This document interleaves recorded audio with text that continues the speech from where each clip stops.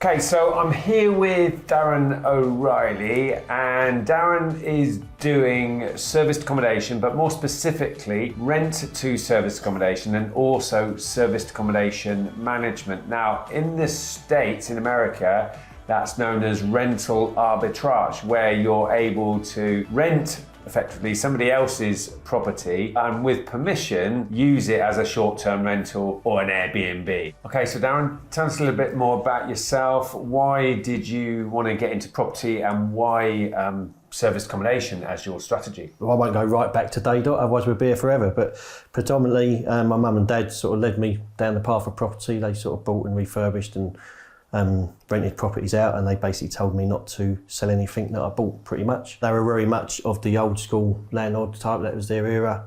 They basically rented and had it as a retirement pot. I was a landlord for, near on 25 years and didn't really see it as a sort of business as such then, but then a big life event, separated with my ex-partner, had to basically recoup, ended up paying her out a large sum of money, which I did get through property that I had kept from my parents. I managed to remortgage and pay her off and gave her a large chunk of money, and literally I sat there and thought, how the hell did I do that? I didn't have the amount of money sitting in my bank that I gave to her at that point.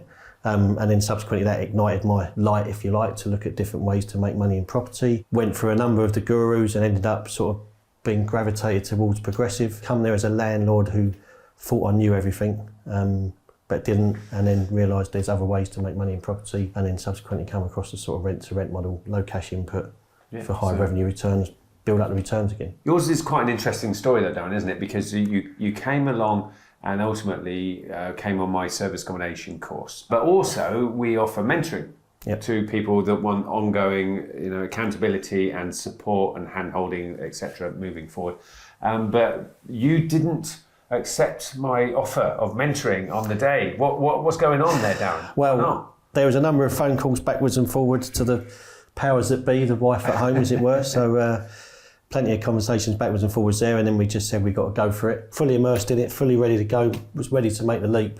And then literally at the 11th hour, sat down with someone on the table where I was sitting, and he literally was basically negative about it all and just threw me off balance. And literally, so what was he basically saying? Okay, you don't need this lot, you don't need to spend money. He was questioning, whether it's a scam, it can't be real, these guys are just here to make money and stuff. And yeah, it just threw me off balance. And obviously, I had to make the decision that day. It was like, no, you know what, I'm not going to get involved. And that really knocked me back, and I wish I'd got started. I look back now and think I really got started. What did you then go off? I went off and tried to do it like with the little bit of knowledge, and it was a lot of knowledge. I say not a little bit of knowledge, it was a lot of knowledge you've given us, but there's intricate parts and the accountability and the mentorship that doesn't come with it. And did try it on a property that I was joint ventured with on a business partner doing a HMO. Got a couple of nice juicy bookings, thought we knew how to do it, but literally tried it, had everything, had the prostitutes, had the party guests, literally had the door kicked off.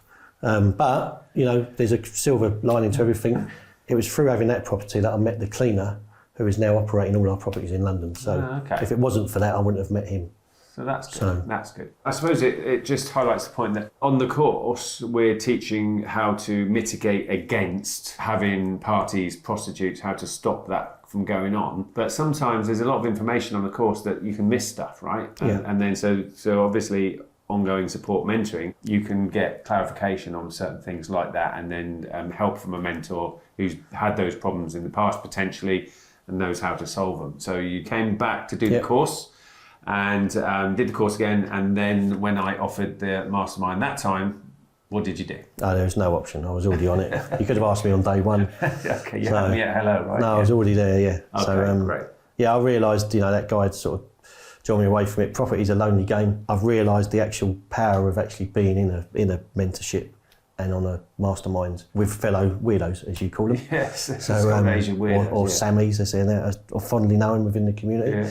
I had the support to get my first one off the ground and get that going, and then subsequently met a JV partner at the event, and literally with him and obviously sharing the costs, we took on a block of 5 up in Camden, which, brutally honest, by myself, even on the mentorship, would have been nerve-wracking. So we're JV'd with them on that block of 5 and another unit as well in South East London. I think that's a really valuable point to make there, because some people joint venture with people that they just met. You know, they've been to an event and they've met somebody and they decide to become joint venture partners. But whilst being on the mastermind, you're getting to know people. My advice is you should only do business and joint venture with people you know, like and trust. And so you built up that rapport, and they obviously built up the same amount of rapport with you, and that was a joint venture right there. Yeah. Okay, so that's really cool, and you're still business partners now. So what's your service accommodation business like now? How are things going?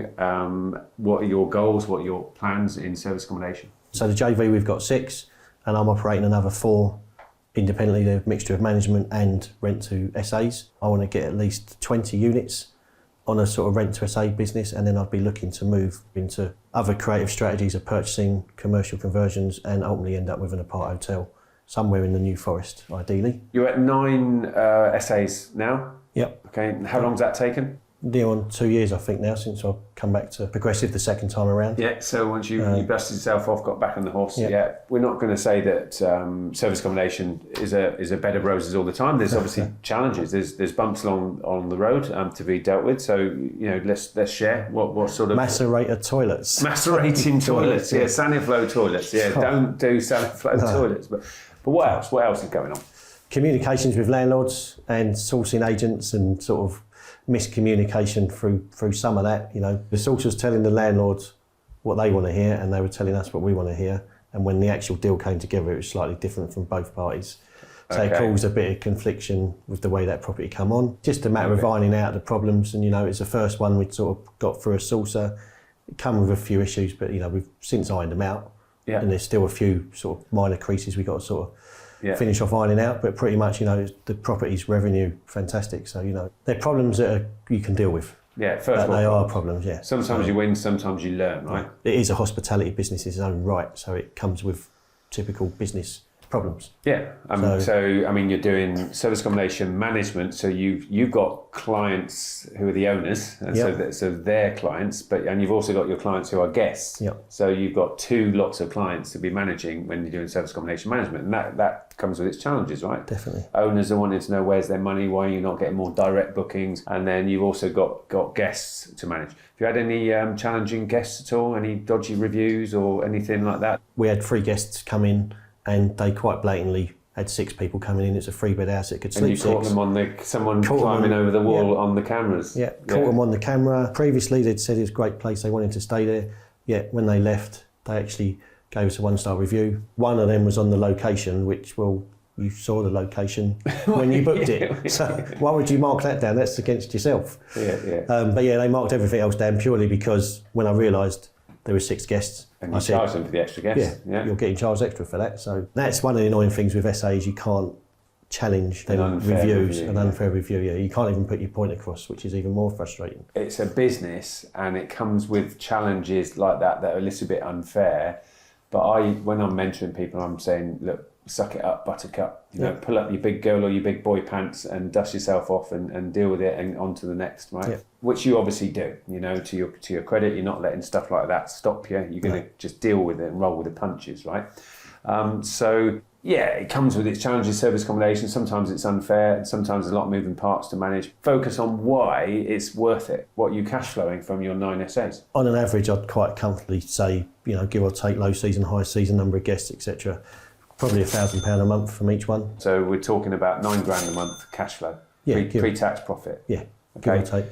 From properties you don't own. That's it, exactly that. And you've got to put up with some niggly landlords sometimes. You've got to put up with some niggly guests, and it's hard life, isn't it? Yeah, let's just put it into proper perspective. So no, we're not going to say that SA is just a walk in the park and there's never any issues to deal with. It can be hard work, and I always say, look, compared to what exactly? If you're willing to work hard in service accommodation, right, there's significant money that can be earned. But yeah, I mean, on the flip side of that as well, you do get good guests as well. Like I said, the actual property we're sitting in now, I'm a superbike fan. And one of the actual riders actually stayed in the property. He got me and my son down into the pits viewing the bikes and at Brands Hatch. Oh yeah. Wow, yeah. So you know you get the bonuses that way as well. So you can't have it all. No, absolutely. You never know who you're going to meet in service accommodation, right? Exactly that. So on that note, Darren's obviously doing really well in service accommodation. So you might be a landlord and you want your property to be kept in show home condition. And so you can obviously reach out to Darren. You might want to joint venture and invest with Darren as well. And so if anyone wanted to reach out to you and get in touch, Darren, how might they find you? You've got a website that they could reach you on? Yeah, so first and foremost, I've got deltainvestments.co.uk is my website.